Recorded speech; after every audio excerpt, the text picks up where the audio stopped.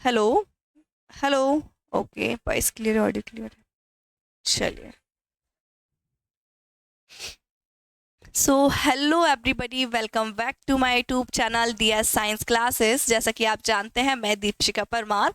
सो DS science classes में फिर से एक बार और आपका स्वागत करती हूँ। अच्छा, आप सोच रहे होंगे कि कुछ दिन तो वीडियो लगातार डले, कुछ दिन के बाद ये चैनल क्यों नहीं आगे ग्रो कर रहा है या फिर लेक्चर्स क्यों नहीं डल रहे हैं। सो देखिए, ये हमारा जीवन है, मानव जीवन, यहाँ कुछ उतार चढ़ाव चलते रहते हैं। मेरे साथ भी कुछ ऐसे ही हुआ। कुछ दिन तो आपको लगातार वीडियो प्रोवाइड की गई, देन उसके बाद मेरा थोड़ा सा स्वास्थ्य बिगड़ गया, जिसके कारण मैं आपको वीडियो रेगुलर नहीं दे पाई। लेकिन डोंट वरी, अभी मैं फिट तो नहीं, लेकिन हाँ, एवरेज मैं ठीक हूँ। एंड अपने स्वास्थ्य को देखते हुए जल्द से जल्द मुझे आपके लिए वीडियो रिकॉर्ड करने थे, डालने थे, तो इसलिए मैं वापस आ गई हूँ। आपके लेक्चर को कंटिन्यू प्रोवाइड करूँगी, सभी लेक्चर्स को। सो चलिए स्टार्ट करते हैं। जितना टॉपिक हमने क्लियर कर लिया था उसके आगे की बात करते हैं, ठीक है। अभी तक वैसे हमारा एक चैप्टर कंप्लीट हो जाना चाहिए था। नेक्स्ट चैप्टर ह्यूमन रिप्रोडक्शन हमें आज से स्टार्ट करना था, लेकिन डोंट वरी, हम जल्द से जल्द जो यहाँ पे डिले हुए हैं टॉपिक्स या फिर लेक्चर, उनको हम जल्द से जल्द रिकवर करेंगे। सारे टॉपिक्स को डिस्कस करेंगे और यहाँ पे हम एक्स्ट्रा क्लास लगाने की भी कोशिश करेंगे, ताकि हमारा ये चैप्टर जल्दी कंप्लीट हो जाए और हम सेकेंड चैप्टर को स्टार्ट कर सके। चलिए, सो बिना टाइम वेस्ट किए हम अपने आज के टॉपिक को स्टार्ट करते हैं। एक बार फिर से आपका डीएस साइंस क्लासेस में बहुत बहुत स्वागत है। चलिए हम स्टार्ट करते हैं अपने आज के टॉपिक को। So as you know that, हम पिछले लेक्चर में डिस्कस कर रहे थे पूर्व निषेचन घटना, मतलब प्री फर्टिलाइजेशन प्रोसेसेस। मीन्स हमने ये देखा, हम देख रहे हैं sexual reproduction in flowering plant. जो स्टार्टिंग से लेक्चर लगाता आ रहा है उसे सारी चीज़ क्लियर है, और ये भी पता है कब से लेक्चर नहीं डल रहा है। जिसने नहीं देखा है तो डोंट वरी, आपके लिए तो कंटिन्यू डली रही है फिर वीडियो, है ना। तो हम डिस्कस कर रहे हैं sexual reproduction in flowering plant. इससे पहले जो हमने चैप्टर देखा था उसमें हमने देखा था sexual and A sexual reproduction होता क्या है। सभी बेसिक्स को हम क्लियर करते हुए यहाँ तक पहुँच चुके हैं। सो अब ऐसी उम्मीद आपसे कर सकते हैं कि भैया आप लोग समझदार हो चुके हैं, आपको सारे बेसिक्स की जानकारी है कि हम किस टॉपिक को लेकर डिस्कस कर रहे हैं। सो इसी बात को हम ध्यान में रखते हुए हम आगे के टॉपिक को स्टार्ट करेंगे। हम देख रहे हैं sexual reproduction in flowering plant. इसमें हम देख रहे हैं सेक्सुअल रिप्रोडक्शन किसके अंदर, फ्लावर के अंदर, पुष्प के अंदर। अब एक पुष्प जो सेक्सुअल रिप्रोडक्शन कैसे करता है, ये बातें हम इसमें डिस्कस करने वाले हैं। चलिए, सो स्टार्ट करते हैं हम। पूर्व निषेचन घटना, प्री फर्टिलाइजेशन प्रोसेसेस। इसमें मेनली आता क्या है, प्री फर्टिलाइजेशन। नाम से क्लियर होता है, इसका मतलब क्या होना चाहिए। प्री फर्टिलाइजेशन मीन्स होता है निषेचन से पहले, मतलब फर्टिलाइजेशन से पहले के प्रोसेसेस क्या हो सकते हैं। हमें पता है रिप्रोडक्शन हो रहा है, सेक्सुअल रिप्रोडक्शन हो रहा है। सेक्सुअल रिप्रोडक्शन मीन्स दो पेरेंट्स, कितने parents, two parents, male and female, दो पेरेंट्स पार्टिसिपेट कर रहे हैं सेक्सुअल रिप्रोडक्शन का मतलब। अब हम यही रिप्रोडक्शन किसके अंदर, फ्लावर के अंदर डिस्कस कर रहे हैं, ठीक है। मतलब एक फ्लावर, मतलब पुष्प कैसे सेक्सुअल रिप्रोडक्शन करता है। अब दूसरी बात हमें क्या पता है कि सेक्सुअल रिप्रोडक्शन के लिए यूनिट ऑफ रिप्रोडक्शन का होना अति आवश्यक है। सो यूनिट ऑफ रिप्रोडक्शन क्या होते हैं हमारे, गैमेट्स। क्या होते हैं, गैमेट्स। सो यहाँ पे गैमेट्स का फॉर्मेशन भी होगा। जैसे ह्यूमन के अंदर हम रिप्रोडक्शन की बात करें, सेक्सुअल रिप्रोडक्शन की, तो दो पेरेंट्स पार्टिसिपेट करते हैं, एक मेल एंड एक फीमेल। तो फीमेल के अंदर फीमेल गैमेट एग बनता है, मेल के अंदर मेल गैमेट स्पर्म बनता है। वैसे ही सेम अगर हम फ्लावर की बात करें, किसकी, फ्लावर की। सो फ्लावर में भी male, sorry, male and female दोनों ही गैमेट का फॉर्मेशन होगा। क्लियर। सो हम प्री फर्टिलाइजेशन में देखेंगे, जो फर्टिलाइजेशन से पहले हो रहा है वो फर्टिलाइजेशन से पहले होता है गैमेट्स का फॉर्मेशन, जिसमें हम देखेंगे मेल गैमेट का फॉर्मेशन, एंड दूसरा हम देखेंगे फीमेल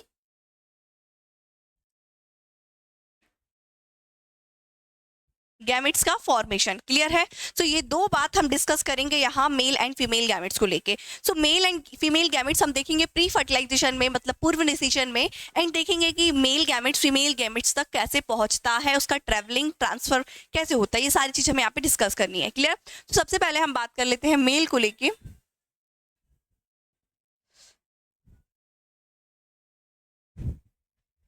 पिछले लेक्चर में अगर आप लोगों ने लगाया है तो आपको जानकारी होगी कि हमने थोड़ा बहुत ये बेसिक्स भी जान लेते हैं कि जो फर्टिलाइजेशन होते हैं 3 स्टेप्स होते हैं उसके, pre fertilization, fertilization and post fertilisation.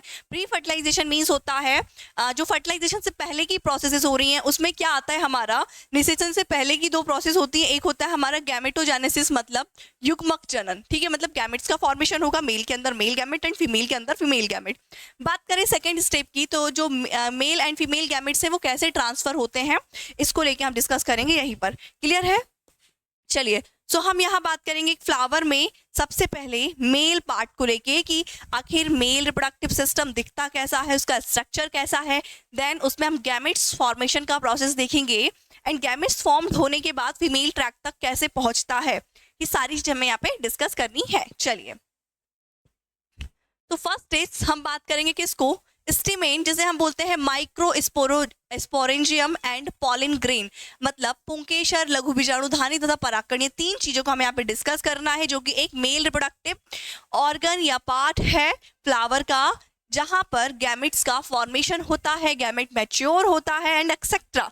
तो ये सारी चीज हमें यहाँ पे डिस्कस करनी है। क्लियर? सो हम सबसे पहले बात करेंगे किसको लेके, पुंकेसर means stamen. What is the meaning of stamen, क्या होता है स्टिमेन? तो देखिए, सबसे पहले हम बात करें एक फ्लावर की। सो फ्लावर नॉर्मली कैसा दिखाई देता है, अगर हम ड्रॉ करें, अच्छा हम वाइट कलर ले लेते हैं यहाँ पे।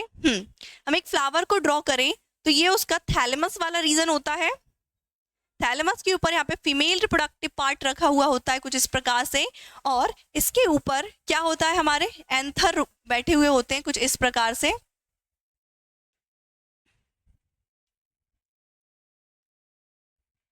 फिर यहाँ पे होती है हमारी पेटल्स एंड ये होते हैं हमारे sepals.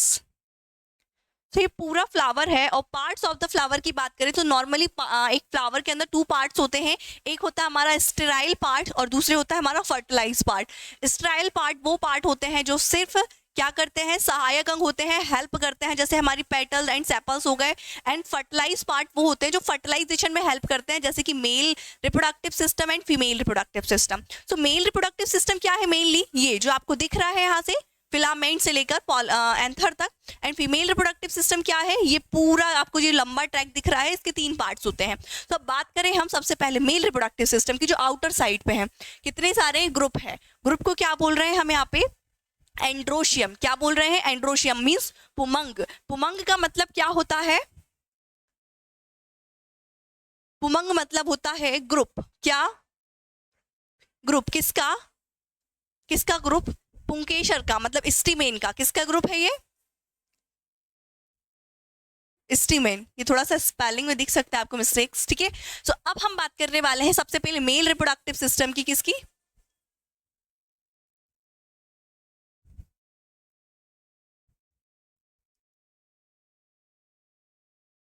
Clear, mail reproductive system की। और एक फ्लावर के अंदर मेल रिप्रोडक्टिव सिस्टम का स्ट्रक्चर हम देखें तो यहाँ आइए आप देखिए, मेल रिप्रोडक्टिव सिस्टम मींस हम बात करेंगे एंड्रोशियम, किसकी, सॉरी यहाँ तो व्हाइट कलर है ऑलरेडी, चलिए हम रेड कलर ही ले लेते हैं यहाँ पे। सो फ्लावर में मेल रिप्रोडक्टिव सिस्टम मतलब हम बात करें एंड्रोशियम को लेकर डिस्कस करने वाले हैं। तो what is the meaning of androecium, androecium होता क्या है। So male reproductive part of the flower, ये एक फ्लावर का मेल रिप्रोडक्टिव पार्ट होता है। नर जनन तंत्र होता है, पुष्प का नर जनन तंत्र होता है। अगर हम इसका डायग्राम ड्रॉ करें तो अभी हमने क्या देखा, एक फ्लावर नॉर्मली कुछ इस प्रकार से दिखाई देगा, ये इसका थैलेमस है,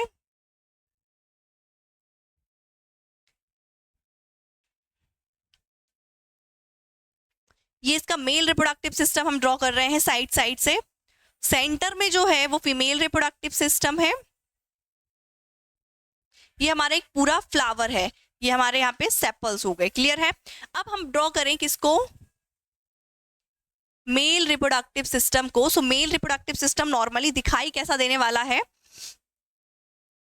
देखिए मेल रिप्रोडक्टिव सिस्टम में 2 पार्ट्स होते हैं। एक स्टॉक लाइक स्ट्रक्चर होगा कुछ इस प्रकार से, जिसे हम नॉर्मली फिलामेंट के नाम से जानते हैं।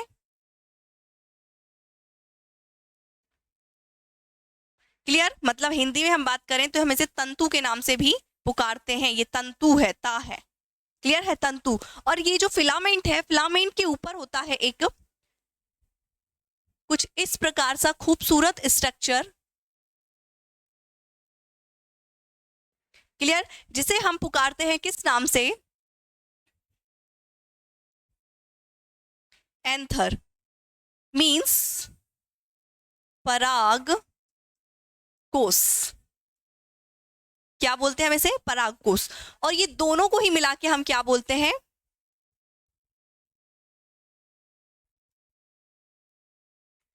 पुंकेसर, मीन्स स्टीमेन। क्लियर है। So stamen is a male reproductive system,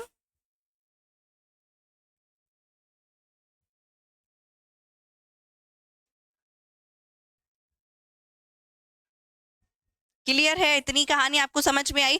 एक फ्लावर में हम डिस्कस करें किसको, मेल रिप्रोडक्टिव सिस्टम को। सो ये mail reproductive system mainly 2 part से मिलकर बना होता है। एक होता है हमारा एंथर, दूसरा होता है हमारा फिलामेंट। दोनों को ही मिला के हम स्टीमेन मीन्स पुंकेसर के नाम से पुकारते हैं। तो ये पुंकेसर को ही हम आगे डिस्कस करेंगे, जो कि एक मेल रिप्रोडक्टिव सिस्टम है फ्लावर का। उसमें हम डिस्कस करेंगे कि आखिर ये फिलामेंट होता क्या है, इसका फंक्शन क्या है। इसका फंक्शन नॉर्मली थोड़ा है, तो हम थोड़ा ही इसको डिस्कस करने वाले हैं। मेन डिस्कस करेंगे हम इसमें एंथर को, परागकोश को, इसकी संरचना को, इसका स्ट्रक्चर, फंक्शन, प्रोसेस, सारी चीजों को हम डिस्कस करने वाले हैं यहाँ। और फिर यहाँ पे कंप्लीट हो जाएगा हमारा मेल रिप्रोडक्टिव सिस्टम। देन हम बात करेंगे फीमेल रिप्रोडक्टिव सिस्टम। तो फीमेल रिप्रोडक्टिव सिस्टम को हम देखें तो देखिए, ये हमारा फीमेल रिप्रोडक्टिव सिस्टम है। फीमेल रिप्रोडक्टिव सिस्टम में भी नॉर्मली 3 पार्ट्स होते हैं। सबसे टॉप की बात करें तो ये होता है हमारा स्टिग्मा, सेंटर की बात करें तो ये होता है हमारा स्टाइल, एंड लास्ट की बात करें तो होती है हमारी ओवरी। क्लियर है। सो यहां भी हम इन तीनों को मिला के बोलते हैं गाइनोशियम, या फिर बोल सकते हैं हम इसे क्या, कार्पल, है ना, पिस्टल, सॉरी कार्पल नहीं, पिस्टल, ठीक है, पिस्टल है ये। क्या है ये, क्लियर है। सो ये फीमेल रिप्रोडक्टिव सिस्टम है। तो फर्स्ट ऑफ ऑल हम डिस्कस करने वाले हैं मेल रिप्रोडक्टिव सिस्टम। सो चलिए स्टार्ट करते हैं बिना टाइम वेस्ट किए मेल रिप्रोडक्टिव सिस्टम को। सो मेल रिप्रोडक्टिव सिस्टम बेसिकली होता क्या है, देखिए, स्टीमेन एंड पुमंग दोनों में डिफरेंसेस क्या होते हैं, मतलब स्टीमेन एंड एंड्रोशिया, मतलब पुंकेसर एंड पुमंग में। पुमंग क्या है, पुमंग समूह है। क्या है, समूह है, मतलब ग्रुप है। किसका ग्रुप है, किसका ग्रुप है ये, स्टीमेन का। किसका, स्टीमेन मतलब पुंकेसर का। क्लियर है। और पुंकेसर क्या है, जो फिलामेंट और परागकोश से मिलकर बनता है, उसे पुंकेसर बोलते हैं। और कई सारे पुंकेसर जहां होंगे उसको मिला के हम क्या बोलेंगे, पुमंग। कहानी इतनी समझ आई आपको। चलिए, सो ये तो बच्चों वाली कहानी हो गई, यहाँ पे हम समाप्त करते हैं। यहाँ से क्वेश्चन आ जाते हैं कभी कभी, सो आपको थोड़ा सा जो वेरिएशन है इनमें, डिफरेंसेस हैं, वो याद रखने हैं। चलिए, तो ये देखिए, हम बात करें एक स्टीमेन को लेके, मतलब पुंकेसर को लेके, क्या होता है। तो stamen are the flowering plant male reproductive organ. ये एक फ्लावरिंग प्लांट का मेल रिप्रोडक्टिव ऑर्गन होता है। They are made up an anther, जो किससे मिलकर बनता है, एंथर और फिलामेंट। सो एंथर नॉर्मली क्या होता है, देखो, which is the site of pollen development. जो क्या होता है, एंथर क्या होता है, साइट होती है, सीट होती है पॉलिन के डेवलपमेंट के लिए।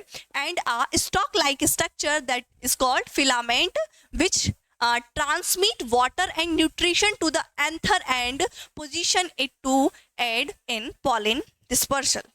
कहानी समझ में आई, कहेंगे ये क्या बोल दिया, वही तो जो लिखा है पढ़ दिया है। सो ये जो पुंकेसर होता है, मीन्स मेल रिप्रोडक्टिव सिस्टम होता है एक फ्लावर का, वो 2 चीजों से मिलकर बनता है। वो 2 चीजें क्या है, यहाँ देखिए, यहाँ पे अगर हम इसको देखें तो वो तो 2 चीजों में, एक होता है हमारा फिलामेंट, जो कि स्टॉक लाइक स्ट्रक्चर होता है, जिसका मेनली फंक्शन देखें, हम काम देखें तो इसका काम होता है न्यूट्रिशन प्रोवाइड करना एंड वाटर प्रोवाइड करना। किसको, किसको प्रोवाइड करता है, एंथर को। मीन्स दूसरा पार्ट क्या होता है हमारा इसके ऊपर, एंथर। क्लियर है। Anther is a primary sex organ और द फ्लावर या मेल रिप्रोडक्टिव सिस्टम। मतलब मेल रिप्रोडक्टिव सिस्टम का प्राइमरी सेक्स ऑर्गन क्या है, एंथर है। एंथर के अंदर इसका स्ट्रक्चर बहुत तो नहीं, पर सिंपल सा है, कॉम्प्लेक्सिटी है थोड़ी, क्योंकि हमें याद करनी होती है कुछ चीजों को, ठीक है। पर डोंट वरी, उसको याद करवाने की जिम्मेदारी मेरी है और करने की जिम्मेदारी आपकी है। चलिए स्टार्ट करते हैं। सो नॉर्मली हमें ये कहानी पता चल गई कि एक मेल रिप्रोडक्टिव सिस्टम होता है जिसे स्टीमेन बोलते हैं, मतलब हिंदी वाले देखें तो उसे पुंकेसर कहेंगे। जो स्टीमेन मतलब पुंकेसर होता है, दो चीजों से मिलकर बनता है, एक होता है हमारा परागकोश मतलब एंथर, दूसरा फिलामेंट। बात करें हम फिलामेंट की, तो फिलामेंट मेनली करता क्या है, न्यूट्रिशन प्रोवाइड करता है एंथर को। सो एंथर क्या करता है, ये फॉर्मेशन करता है पॉलन ग्रेन का। So what is the meaning of pollen grain, क्या होते हैं पॉलन ग्रेन। सो सभी लोग बहुत समझदार हैं, हम पढ़ रहे हैं सेक्सुअल रिप्रोडक्शन जिसमें दो पेरेंट्स पार्टिसिपेट करते हैं, मेल एंड फीमेल। और मेल एंड फीमेल क्यों पार्टिसिपेट कर रहे हैं, ताकि दोनों के गैमेट्स पार्टिसिपेट कर सकें, male gamete and female gametes, ठीक है। सो जैसे अगर हम इंसानों की बात करें, ह्यूमंस की बात करें, तो वहाँ दो पेरेंट्स पार्टिसिपेट करते हैं रिप्रोडक्शन में और वहाँ पे दो गैमेट्स मिलते हैं, मतलब male gametes means sperm and female gametes means ovum. ये दोनों ही गैमेट मिलते हैं और फ्यूज करके नई बच्चे को जन्म देते हैं, निषेचन करते हैं, फर्टिलाइजेशन करते हैं। सो फ्लावर में भी सेक्सुअल रिप्रोडक्शन हो रहा है। सो यहाँ पर भी मेल गैमेट्स का फॉर्मेशन होगा एंड फीमेल गैमेट्स का फॉर्मेशन होगा, दोनों ही गैमेट्स आपस में मिलेंगे, क्लियर। सो यहाँ पे जो हम मेल रिप्रोडक्टिव सिस्टम देख रहे हैं, एंथर देख रहे हैं, तो एंथर वही जगह है या वही स्थान है जहाँ मेल गैमेट का फॉर्मेशन होता है। क्यों होता है, ताकि वो फीमेल गैमेट से मिल सके। कहानी समझ में आई। चलिए समझदार है, 10th क्लास में आप लोग पढ़ के आए हैं। आगे बात करते हैं, एक मेल गैमेट्स की मेल रिप्रोडक्टिव सिस्टम की बात करें तो ये अभी हम पिछले उसमें भी देख चुके हैं कि इस प्रकार का दिखेगा, जिसमें एक होता है फिलामेंट, दूसरा होता है हमारा एंथर। फिलामेंट मीन्स जो न्यूट्रिशन प्रोवाइड करता है, पोषण या पोषक तत्व प्रोवाइड करता है, किसको, एंथर को, वाटर प्रोवाइड करता है ताकि ये क्या कर सके, एंथर पॉलन ग्रेन का फॉर्मेशन कर सके। क्यों, क्योंकि यहाँ पे पॉलन ग्रेन का फॉर्मेशन होता है और पॉलन ग्रेन का फॉर्मेशन होगा तो उसे एनर्जी चाहिए, एनर्जी मतलब फूड चाहिए, वाटर चाहिए, न्यूट्रिशन, ये सारी चीज, और वो कौन प्रोवाइड करेगा, फिलामेंट, क्लियर। सो एंथर क्या है, जो पॉलन ग्रेन का फॉर्मेशन करेगा, क्लियर है। दोनों को मिला के हम स्टीमेन कहते हैं। ओके चलिए, सो हम बात करें एनसीईआरटी के डायग्राम की, कि हमें सिर्फ यहाँ पे इतना नहीं समझना है बिकॉज हम क्लास 12 के स्टूडेंट हैं। यहाँ हम पॉलिन, जो एंथर होता है, जो पॉलिन का फॉर्मेशन करता है, जिसे हम पॉलिन सेक के नाम से भी जानते हैं, इसके स्ट्रक्चर को डिस्कस करेंगे, इसको कट करके देखेंगे ये कैसा स्ट्रक्चर है, बाइलोब्ड स्ट्रक्चर है या सिर्फ इसमें एक ही लोब्ड होता है, कौन से स्ट्रक्चर के नाम से हम इसे जानते हैं, ये सारी चीज हमें डिस्कस करनी है यहाँ इस टॉपिक में। तो देखिए, अगर हम एंथर को कट करते हैं तो देखिए स्टार्टिंग में आपको दिख रही होगी एक लोब यहाँ पर है, एक लोब यहाँ है। लोब मीन्स पालियां, पाली मतलब होता है, जैसे आपने किसी भी सीड को देखा होगा, बीज को देखा होगा, वो कुछ इस टाइप से जुड़ा होता है, उसको ब्रेक कर दो, ब्रेक करोगे या नहीं करोगे तो भी वो अपने आप कुछ टाइम के ब्रेक हो जाता है। जैसे आप पानी में डाल दो, आपने बादाम देखा होगा, बादाम भी गला दो पानी में, देन उसके बाद हम उसको थोड़ा सा क्रश करते हैं, वो ब्रेक हो जाता है दो पार्ट्स में। क्यों, क्योंकि उसके अंदर 2 लोब्स होते हैं, 2 पालियां होती हैं, क्लियर। सो पाली मतलब आपको समझ में आया, लोब मतलब समझ में आया, तो चैम्बर्ड होते हैं, जो चैम्बर डायरेक्टली चैम्बर नहीं कहेंगे लेकिन साइड बोल सकते हैं, क्लियर है। सो एंथर जो होता है, यहाँ पे भी 2 लोब्स प्रेजेंट होते हैं, एक राइट साइड में, एक लेफ्ट साइड में। सो एंथर को हम बोलते हैं, anther is a bilobed structure. ये द्वि लोब, इसमें कितने लोब होते हैं, 2 लोब होते हैं, ठीक है। सो ये बाइलोब्ड स्ट्रक्चर है। अब इस बाइलोब स्ट्रक्चर को हम कट करके देखें और क्रॉस सेक्शन देखें तो ऐसे देखने पे हमें दिखाई देगा हर एक लोब के अंदर 2 चैम्बर्स या थीकस प्रेजेंट होते हैं। यहाँ पे देखिए, इसको हमने कट किया, कट करने पर एक लोब तो हमारा ये है, दूसरा लोब ये है। एक लोब को हमने देखा कट करके, तो इसमें एक चैम्बर ये रहा, दूसरा चैम्बर ये रहा, यहाँ पे 2 चैम्बर रहे, 2, तो टोटल चैम्बर की बात करें एक एंथर में, सो 4 चैम्बर्ड होते हैं, क्लियर है। इतनी कहानी समझ में आई, नहीं आई तो कोई बात नहीं, आगे चलिए हम देख लेते हैं। अच्छा देखिए, ये तो हमें अभी आपको इजी, आपको समझ में आ जाएगा क्या बात हो रही है यहाँ पे। तो आप कैसे समझ में आएगी, जब हम देखेंगे स्ट्रक्चर ऑफ द एंथर, मतलब एक मेल रिप्रोडक्टिव सिस्टम जो है जहाँ पे पॉलिन का फॉर्मेशन होता है, जिसे हम पॉलिन सेक के नाम से भी जानते हैं, उसका स्ट्रक्चर देखेंगे, देन उसका फंक्शन देखेंगे, प्रोसेस देखेंगे, प्रोडक्शन मतलब क्या प्रोडक्ट दे रहा है, वो क्या बना के दे रहा है, क्लियर है। चलिए, पुंकेसर मीन्स आप जानते हैं जो 2 चीजों से मिलकर बनता है, एक एंथर, दूसरा फिलामेंट। अब हम बात करें स्ट्रक्चर ऑफ एंथर या एंथर होता क्या है, तो ये लिखा हुआ है, एंथर क्या है, पुष्प का क्या है, नर जनन तंत्र है या फिर नर जनन तंत्र का वह भाग है जो परागकणों का निर्माण करता है। समझ में आया, means the male reproductive part of the flower that produce pollen is called anther. Anther क्या होता है, जो पॉलिन ग्रेन का फॉर्मेशन करता है। मेल रिप्रोडक्टिव सिस्टम का वह पार्ट जो सबसे टॉप पर प्रेजेंट होता है, सबसे ऊपर प्रेजेंट होता है, जो किसका फॉर्मेशन करता है, पॉलिन ग्रेन का फॉर्मेशन करता है, उसे हम एंथर बोलते हैं। मींस ये हमारा एंथर रहा, जो टॉप पर रहता है, यहाँ तो फिलामेंट है, तो टॉप पर प्रेजेंट होगा और क्या करेगा, पॉलिन का फॉर्मेशन करेगा। पॉलिन मींस पराग कण, मतलब मेल गैमेट्स जो फर्टिलाइजेशन करेंगे। तो यहाँ वही लिखा है, the male reproductive system of the flower is bilobed structure. कैसा होता है एंथर की बात करें संरचना की, तो ये एक बाइलोब्ड स्ट्रक्चर है। नॉर्मली एंथर होता क्या है, ये पूछा तो आपको क्या बोलना है, एंथर मेल रिप्रोडक्टिव सिस्टम का वह पार्ट है या वो रीजन है जहां पॉलिन ग्रेन का फॉर्मेशन होता है, उसे एंथर बोलते हैं। अब उसका हम पूरा स्ट्रक्चर की बात करें, मॉर्फोलॉजी की बात करें, सो मॉर्फोलॉजी में हमें क्या लिखनी है कि the male reproductive system of the flower is a bilobed structure located in the upper part of the stamen. मतलब स्टिमेन के सबसे अपर साइड में उपस्थित या स्थित बाइलोब्ड स्ट्रक्चर जो क्या करता है, पॉलिन ग्रेन का फॉर्मेशन करता है, उसे हम एंथर बोलेंगे। ठीक है, which generally produce pollen grain, वही बात हो गई। It is called anther, each lobe has 2 theca.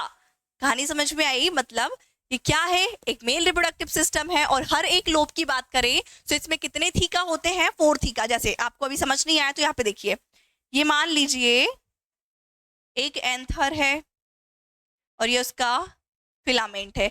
Anther में यहाँ पे कितने बाइलोब्ड है, कितना है, बाइलोब्ड, क्लियर है। तो ये बाइलोब्ड स्ट्रक्चर है। सो बाइलोब तो आपको समझ में आ गया नॉर्मली। अब इसके लोब को हम पीछे साइड से देखें तो यहाँ पर भी पीछे 2 लोब्स मतलब चैम्बर्ड है, मतलब इसे हम ऐसे कट कर दें, क्या कर दें, कट कर दें। सो कट करने पर हम इसको या भी ऐसा है, इसको ऐसा देखें तो ये जो एक लोब है इसके अंदर 2 चैम्बर है, एक ये और एक ही नीचे साइड, ऐसे समझिए कुछ इस प्रकार से। ठीक है, या फिर आप ऐसे समझ सकते हैं, एक लोब के अंदर 2 चैम्बर है, सेम बगल वाले लोब के अंदर भी 2 चैम्बर है।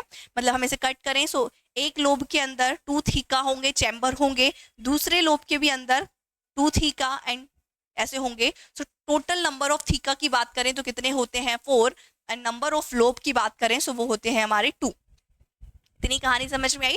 तो वही लिखा है हिंदी वही, पुष्प के नरजनन तंत्र का तंत्र पुंकेसर का ऊपरी भाग में स्थित द्विपालित संरचना जो सामान्यतः पुष्पीय नर भाग पराग कणों का निर्माण करता है, पराग कोष कहलाता है। प्रत्येक पाली में 2 कोष्ठ पाए जाते हैं, सामान्यतः पराग कणों के निर्माण में जो सहायता करते हैं। क्लियर है, इतनी कहानी समझ आ गई है आपको। सो ये तो हमारे एक थीके का स्ट्रक्चर है। देखिए हम बात करें थीका की, तो यहाँ पे हमने देखा एंथर जो बाइलोब्ड स्ट्रक्चर है, बाइलोब को जब हमने कट किया तो यहाँ पे 4 थीका दिखाई दे रहे हैं, 4 चैम्बर, 4 कोस्ट दिखाई दे रहे हैं। एक कोस्ट को हम इलार्ज करके देखें तो वो कुछ इस प्रकार से उसकी संरचना दिखाई देगी। उसकी संरचना में कुछ लेयर होंगी और यही इसके बीच में ये जो कोशिकाएं दिख रही हैं इन्हें हम लघु बीजाणु मतलब स्पोरेंजियम बोलते हैं, जो क्या करते हैं, माइक्रोस्पोर्स का फॉर्मेशन करते हैं, लघु बीजाणु का निर्माण करते हैं और क्या करते हैं, यही पॉलिन ग्रेन में कन्वर्ट हो जाते हैं।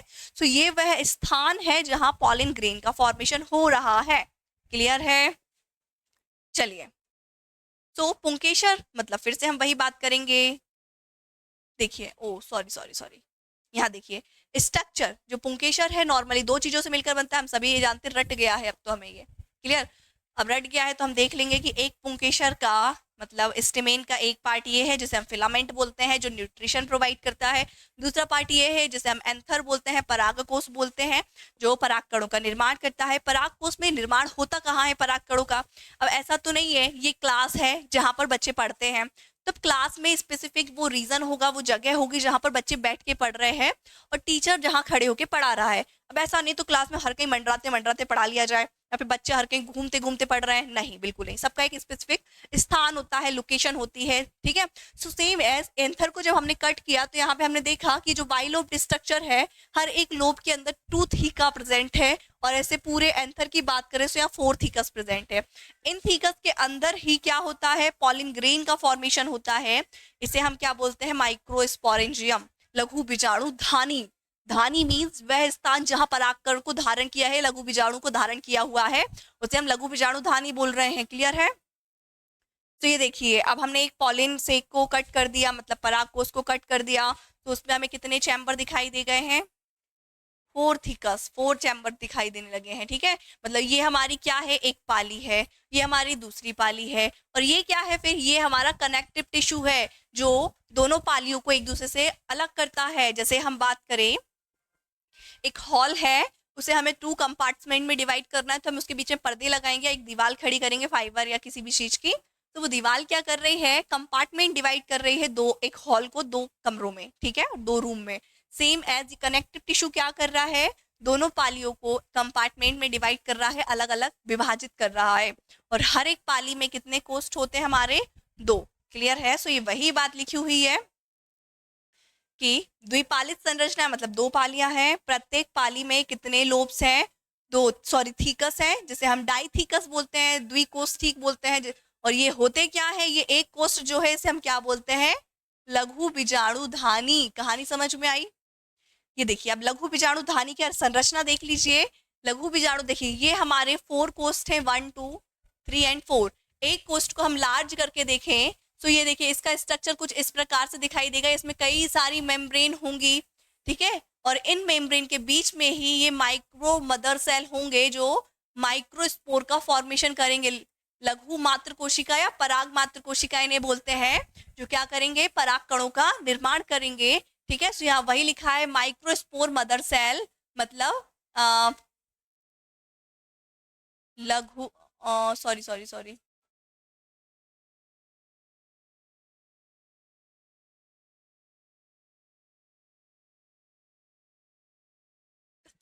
सॉरी लघु बीजाणु मात्र कोशिका। क्लियर है? इसे क्या बोलेंगे हम? लघु बीजाणु मात्र कोशिका। लघु बीजाणु मात्र कोशिका कौन कहाँ प्रेजेंट है? इस सेंटर में। और यहीं पर क्या होगा? पॉलिन ग्रेन किसका फॉर्मेशन होगा? यही सेल क्या करेंगी? किसका निर्माण करेंगी? पॉलिन का, मतलब पराग का या पराग कण का, पॉलिन ग्रेन का। तो पॉलिन ग्रेन के फॉर्मेशन में प्रोटेक्शन भी प्रोवाइड करेंगी, कुछ लेयर फूड प्रोवाइड करेंगी। तो यहाँ पे अलग अलग लेयर हैं इसके चारों ओर, और ये पूरा स्ट्रक्चर, ये जो पूरा स्ट्रक्चर है इसे हम बोलते हैं क्या? लघु बीजाणु धानी। क्लियर है? समझ आई कहानी? ये हमारा लघु बीजाणु धानी है। तो क्वेश्चन आ सकता है लघु बीजाणु धानी क्या है? माइक्रोस्पोरेंजियम होता क्या है? सो वो स्थान या वो जगह जहाँ पे लघु बीजाणु का निर्माण होता है। किससे होता है? लघु बीजाणु मात्र कोशिका से, मतलब माइक्रोस्पोर मदर सेल से, जहाँ पर माइक्रोस्पोर्स का फॉर्मेशन होता है उसे हम लघु बीजाणु धानी बोल रहे हैं। देखिए, ये क्या है हमारी? ये है हमारी माइक्रोस्पोर मदर सेल। क्लियर है? एमएमसी। और ये क्या करेगी? माइक्रोस्पोर का फॉर्मेशन करेगी, और जहां ये हो रहा है उसी को हम क्या बोल रहे हैं? माइक्रोस्पोरेंजियम, लघु बीजाणु धानी। क्लियर है? तो ये जो माइक्रोस्पोरेंजियम है इसका स्ट्रक्चर देख लेते हैं, ये कितने लेयर से कवर्ड होता है, और इसकी डेफिनेशन देख लेते हैं हम। तो देखिए, क्या होता है माइक्रोस्पोरेंजियम मतलब लघु बीजाणु धानी? तो वो लिखा हुआ है microsporangium is a structure in the plant male reproductive organ where the development of the pollen takes place. मतलब एक फ्लावरिंग प्लांट में मेल रिप्रोडक्टिव पार्ट का वो जगह है या वो लोकेशन है जहाँ पे क्या? पॉलिन ग्रेन का फॉर्मेशन होता है। पॉलिन ग्रेन किससे? पॉलिन मदर सेल से डेवलप होते हैं पॉलिन ग्रेन में। सॉरी। क्लियर? तो ये वही लिखा है फिर, micro spores are formed in microsporangium. मतलब माइक्रोस्पोरेंजियम क्या है? जहाँ किसका फॉर्मेशन होता है? माइक्रोस्पोर का, मतलब लघु बीजाणुओं का जहाँ निर्माण होता है उसे हम माइक्रोस्पोरियम स्पोरेंजियम मतलब लघु बीजाणु धानी बोलते हैं। तो वही डेफिनेशन लिखी है, लघु बीजाणु धानी वास्तव में वह स्थान है जहाँ लघु बीजाणु विकसित होते हैं, परिपक्व मतलब मैच्योर होते हैं, एंड पराग कणों में बदल जाते हैं। कहानी समझ में आई? तो ये है हमारा लघु बीजाणु धानी मतलब माइक्रोस्पोरेंजियम, जहां पे माइक्रोस्पोर मदर सेल, ये कौन है? माइक्रोस्पोर मदर सेल एमएमसी, जो क्या करेगी? माइक्रोस्पोर का फॉर्मेशन करेगी, और यही माइक्रोस्पोर पॉलिन ग्रेन में कन्वर्ट हो जाएंगे। तो समझ में आया लघु बीजाणु धानी क्या है? वह स्थान जहां माइक्रोस्पोरेंजियम मदर सेल माइक्रोस्पोर का निर्माण करती है, फॉर्मेशन करती है, और जो कि कन्वर्ट हो जाते हैं पॉलिन में। कहानी इतनी समझ में आई। अब आगे बढ़ते हैं हम यहाँ से। पुंकेसर के अनुप्रस्थ काट को देखने पर ये 4 प्रकोष्ठ में बांटा दिखाई देता है। ये प्रकोष्ठ लघु बीजाणुधानी कहलाते हैं। कहानी समझ में आई, मतलब एक परागकोश के अंदर 4 लघु बीजाणुधानियां पाई जाती हैं जहां पर परागकणों का निर्माण होता है। कहानी खत्म। ठीक है, समझ आ गया आपको? चलिए अब हम बात करें परागकोश, मतलब परागकोश में किसकी? लघु बीजाणुधानी की। किसकी?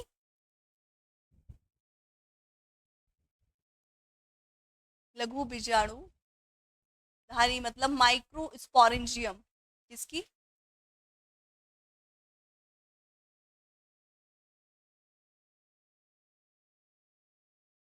माइक्रोस्पोरेंजियम की। क्लियर? सो माइक्रोस्पोरेंजियम नॉर्मली क्या है? एक परागकोश जो जहां पर परागकणों का निर्माण हो रहा है। इसके स्ट्रक्चर को देखें तो ये कुछ लेयर से कवर्ड होता है, जो लेयर क्या करती है? माइक्रोस्पोर का फॉर्मेशन करती है। सो ये वही लिखा है, एक परिपक्व लघु बीजाणुधानी मतलब मैच्योर लघु बीजाणुधानी जहां पर लघु बीजाणु का निर्माण हो सकता है में मुख्य 4 परतें पाई जाती है। कितनी? 4 लेयर पाई जाती है। मतलब mainly 4 layer are found in mature microsporangia. ये परतें परिधि से केंद्र की ओर एक निश्चित क्रम में विन्यासित होती है। मतलब परिधि मीन्स आउटर कवरिंग, केंद्र मतलब सेंटर। सो ये लेयर क्या? परिधि मतलब आउटर साइड से इनर साइड में कुछ क्रम में मतलब अरेंज होती हैं एक सिक्वेंटली। ठीक है, so this layer are arranged in the certain order from the periphery to the nucleus. मतलब पेरीफेरी से न्यूक्लियस की ओर एक ऑर्डर में अरेंज होती हैं। वही लिखा है आगे यहाँ पे, बाहरी 3 परतें क्या करती हैं? परागकोश की सुरक्षा का कार्य करती हैं एवं एक परागकोश में मुक्त करने के लिए परागकोश के स्फुटन में सहायता करती है। मतलब परागकोश जब मैच्योर हो जाता है एंथर, सो उसके फटने के लिए, उसके ब्लास्ट होने के लिए उसकी हेल्प करती हैं। तो वही लिखा है, the outer 3 layer protect the anther and help in the dehiscence of the anther to release the pollen grain. कहानी समझ में आई? सो वो 4 लेयर होती कौन सी है? तो ये होती है हमारी 4 लेयर। एक होती है हमारी एपिडर्मिस, जिसे हम बोलते हैं बाह्य त्वचा, जो सबसे साइड में, बाहर साइड में होती है। फिर होती है हमारी एंडोथीशियम, मतलब जिसे हिंदी में भी हम एंडोथीशियम बोलेंगे, अजीब सा नाम होता है लेकिन एंडोथीशियम चलेगा। दूसरी मध्य परत मतलब middle layer and tapetum. Tapetum क्या होती है? सभी लेयर्स, जो 4 लेयर पूरे एक लघु बीजाणुधानी मतलब माइक्रोस्पोरेंजियम में पाई जाती है। इसके फंक्शन देख लेते हैं, किसका क्या फंक्शन होता है। तो ये हो गई हमारी 4 लेयर। ओ सॉरी, हाँ, तो ये हो गई हमारी 4 लेयर। 4 लेयर में फर्स्ट की बात करें, एपिडर्मिस मींस बाह्य त्वचा। तो ये क्या होती है? ये एकल एवं सबसे बाहरी परत है जो परागकोश के विकास में परागकोश की सुरक्षा प्रदान करती है। मतलब क्या करेगी? उसके विकास, उसकी डेवलपमेंट में हेल्प करेगी और उसको प्रोटेक्शन प्रोवाइड करेगी। क्लियर है? So it is the single and outermost layer which provides protection to the anther during the development of the anther. Clear है? जब एंथर विकास करेगा, डेवलपमेंट करेगा, तो उस टाइम पे से प्रोटेक्शन का काम करने में हेल्प करेगी। क्लियर है? आज हम इसको समाप्त करते हैं सिर्फ यहीं पे। आगे हम फीमेल के ऊपर चलेंगे नेक्स्ट क्लास में, क्योंकि मेरा थोड़ा सा स्वास्थ्य ठीक नहीं है, तो मुझे थोड़ा कंफर्टेबल ही नहीं लग रहा है अभी। चलिए जल्दी हम इसको समाप्त करते हैं। नेक्स्ट है हमारी एंडोथीशियम।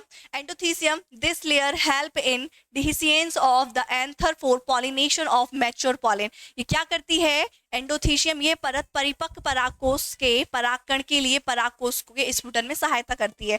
मतलब जब वो मैच्योर हो जाता है तो उसको फटने में हेल्प करती है। क्लियर है? इतनी कहानी समझ में आई आपको? नेक्स्ट बात करें मिडिल लेयर मतलब मध्य परत। तो ये सबसे मोटी परत होती है जो परागकणों की सुरक्षा प्रदान करती है। सिर्फ ये प्रोटेक्शन हेल्प करेगी, प्रोटेक्शन करेगी। ठीक है, तो यही लिखा है, which provide protection of the pollen grain. Okay, last है टैपिटम। ये क्वेश्चन यहाँ से आता है कि टैपिटम का मेन फंक्शन क्या होता है। तो ये सबसे इनर मोस्ट लेयर होती है जो क्या करती है? पोषण, फूड प्रदान करती है किसको? पॉलिन ग्रेन को। So this is the innermost layer that provide nutrition for the development of the pollen grain. मतलब पॉलिन ग्रेन के डेवलपमेंट के लिए क्या करती है? न्यूट्रिशन प्रोवाइड करती है। क्लियर है? तो इतनी कहानी आपको समझ में आई। सो आई होप आपको आज का लेक्चर समझ में आया है, जिसमें हमने डिस्कस कर लिया पूरा मेल रिप्रोडक्टिव सिस्टम। अब हम बात करेंगे कि जो लघु बीजाणु होते हैं, माइक्रोस्पोर्स होते हैं, उनका फॉर्मेशन होता कैसे है एक माइक्रोस्पोरेंजियम के अंदर। सो वो हम देखेंगे नेक्स्ट क्लास में। चलिए, सो आज की क्लास हम यही समाप्त करते हैं। So thank you so much watching my video. और अब ऐसा उम्मीद कीजिए आप कि या फिर हम ऐसा सोचेंगे या ट्राई करेंगे कि आपको लगातार वीडियो दे और आपके गैप ना हो। क्लियर? अगर होते हैं तो प्लीज़ आप मुझे माफ़ कीजिएगा। चलिए, ठीक है।